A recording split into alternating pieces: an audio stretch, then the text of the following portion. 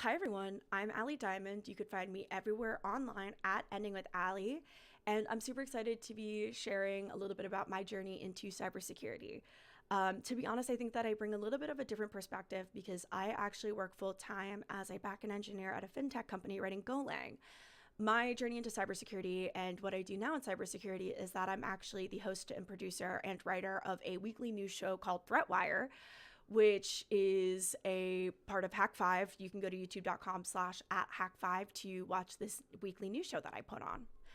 And so we were given a few questions to answer. So I'm going to answer a couple of them at a time, and tell you a little bit about my journey, how I got interested, and I hope that I can continue to inspire you to do awesome things. So the first question is asking about my journey into cybersecurity. Why am I interested?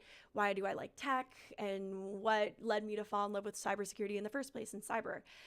And so for context, I'm actually a third generation engineer.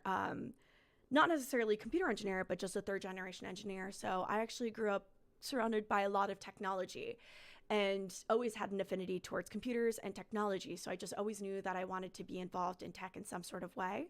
I actually decided that I was going to learn to code in ninth grade. I remember exactly where and when it happened. It was during my AP physics class. Sorry, it wasn't AP. It was actually just a regular physics class. And I remember it was like 3:27 p.m. and I was waiting to leave class.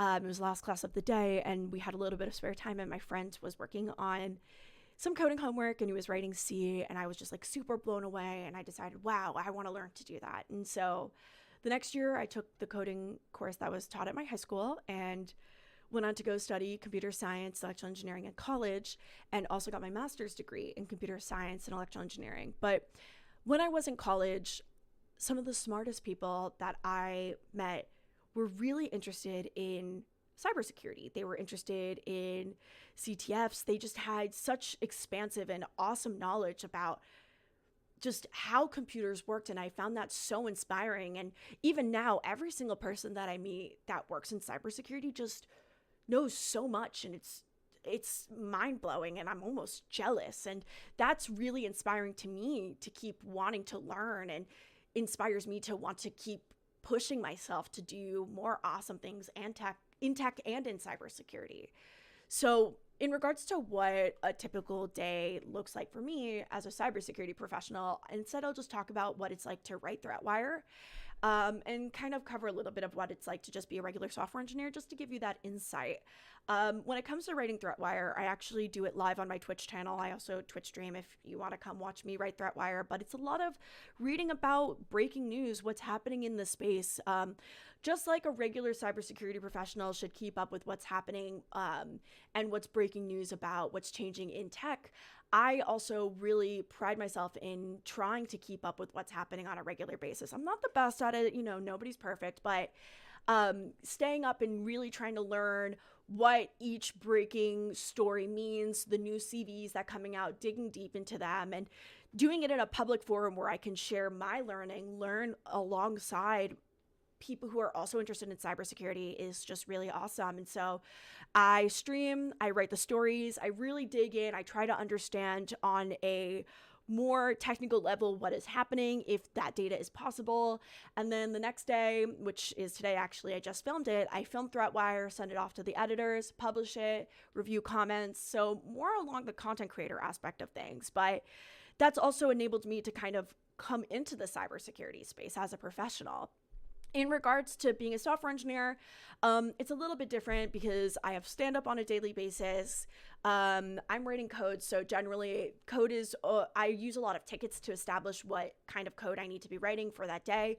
So reviewing the tickets that I need to be working on, establishing what project they're part of, downloading them, writing the code, testing, and then following up with the groups that if I don't know enough, and generally I feel like a lot of my tickets are kind of under written, so I spend a lot of time thinking about who I should even ask to get more information. And I think that that can definitely apply through, especially people trying to break into cybersecurity, is asking a lot of questions. to people that you do know and that you don't know, and don't be afraid to ask those questions. I definitely wouldn't be where I am today without being super public and asking a lot of super public questions, or just DMing people and asking questions both at work and outside of work. So I think that that's definitely something that a lot of people can take away, is ask a lot of questions and don't be afraid to ask questions, even though they might seem like silly questions. That's totally a valid thing to do. The next question is asking what's been the most challenging aspect of working in cybersecurity and how have I managed it?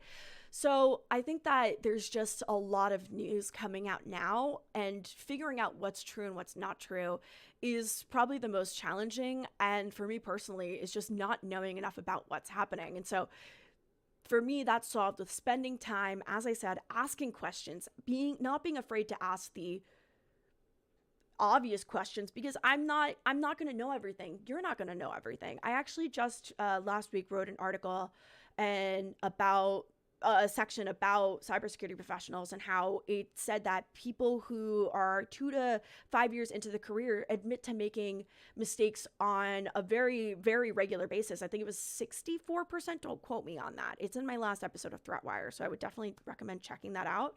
But it's a really high number of people admit to making mistakes on a regular basis. So if you make a mistake, that's totally okay. In regards to security in the software engineering world, I think that it's hard because software engineers are more focused on just trying to get the work done more than thinking about the cybersecurity aspect of that all. So balancing cybersecurity and balancing writing good and smart code and taking into account potential threats while also getting my work done is a very interesting and unique balance. And knowing when to kind of yield my cybersecurity worries to the professional on a regular basis, and enabling and allowing tooling that does exist to take over some of those worries I do have.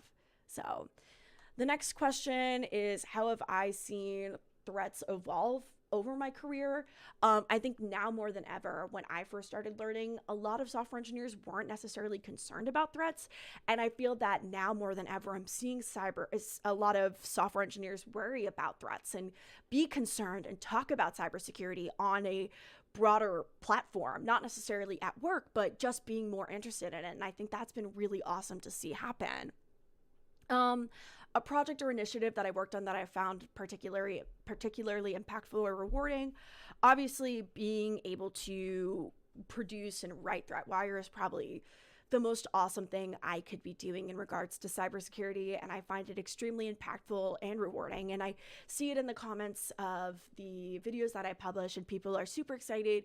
And it's been a very interesting transition into the role of the new host, but it's been really great. And I think that this just being able to help people who might miss something or give a new perspective has just been super awesome. And the last question I have is, what is an important tip for achieving success in the cybersecurity field? And this is actually a tip that I give for software engineers in general: networking. A lot of the things, especially in cybersecurity, don't necessarily come up online. A lot of it is through just peer networks, talking with your peers and learning more about what is happening and getting different and unique insights from just talking to people. So whether that's going online, joining forums, doing things like this where you can meet people, is definitely the biggest thing. I've definitely gotten a lot of really great insights just from talking to people and hearing about opportunities just from talking to people. And I really, really recommend going in person. I think that there is something super beneficial to an in-person opportunity if you can. If not, finding things online that enable one-on-one conversations is definitely a really big thing. And, you know, don't be afraid to slide into the DMs of people that you look up to ask questions. I think that's super important. A lot of people don't realize that's a thing that they can do. Whether that's just saying like, hey, you know, I read this paper, I think it's really interesting. Here's a question that I have about it. Or, hey, I read this paper that you did, or I saw this tweet that you put out, or I saw this work that you worked on. I thought it was super interesting. I was just wondering what was the catalyst for that. Even something like that, figuring out what inspired them to do that and asking them is super valuable. So, yeah, that's my answers to the questions. If you have any questions, you can always DM me. My DMs are always open, but I hope you have a great rest of your time. And thank you so much for listening. Goodbye.